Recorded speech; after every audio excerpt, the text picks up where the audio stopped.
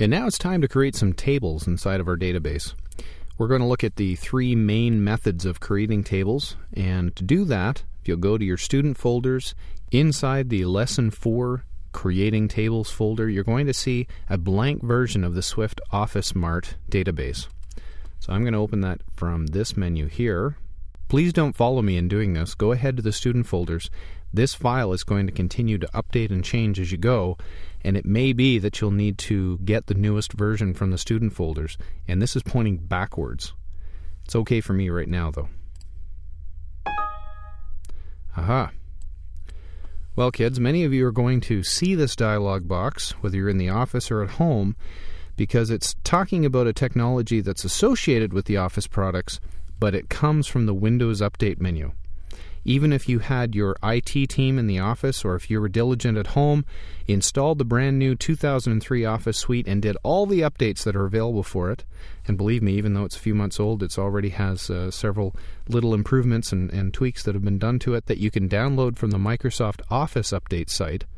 Here it's asking us to update our security engine, the Microsoft Jet 4.0. There's a Service Pack 8 out, which is going to adjust our security levels. Now, there are two ways around this issue. The first one is to set your security settings down so low, and it outlines it here in the body of this message, to outline it so low that it won't look for unsafe content.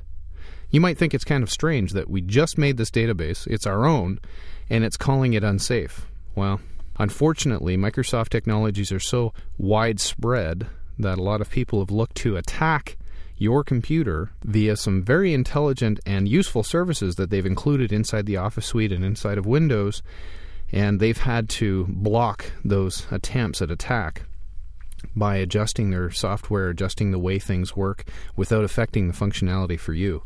And in this case, these security warnings for something as common as a database that you've created will go away if you simply update Microsoft Jet 4.0.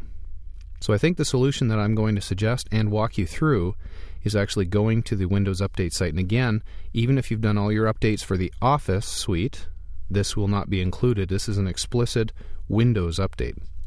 So if you've never visited the Windows Update site, follow me now. If you're already familiar with it, go and look for this and download it. I'm going to launch out to my web browser.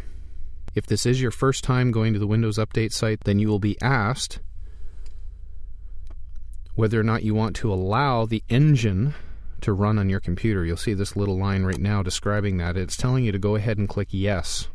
I would even go so far as to say always trust the content from the Microsoft website. And I say that very seriously. I wouldn't trust many others. But Microsoft is a good signature program, so you'll know the content coming down from the Microsoft site is from Microsoft, and nobody's been able to imitate that and give you incorrect information. So I have, for my own personal computers and the computers that I manage, I always trust content from Apple and from Microsoft. So here I'm going to scan for updates. This is the little engine that's running in the background now that this computer has previously already accepted. That was the advice that I was just giving you. So I'm going to click Scan for Updates, and it'll look at the system and it'll see what components have been installed in Windows already.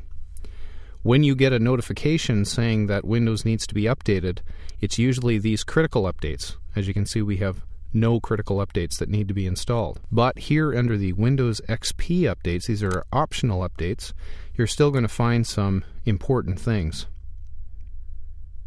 Alright, and if we look down the list, you'll see Update for Jet 4.0 Service Pack 8. And it's telling me that it's not going to take very long. For my computer, I've got a pretty fast connection, so it's going to take just a few moments.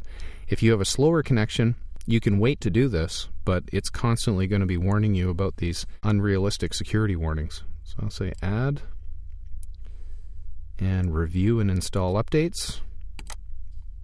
And you can see my short list of things that I'm waiting to install. I didn't bother looking at the other Windows XP updates at this time. That's not the purpose of this video. So we'll go ahead and click Install Now. One more thing that should happen before you install this, and I'm going to run into trouble here, you need to close Microsoft Access in order to install one of its components. And I know this is not a direct component of Access, so it may not matter, but in this case I'm going to feel better if I do. So I'm just going to task switch back to Access in the middle of this install.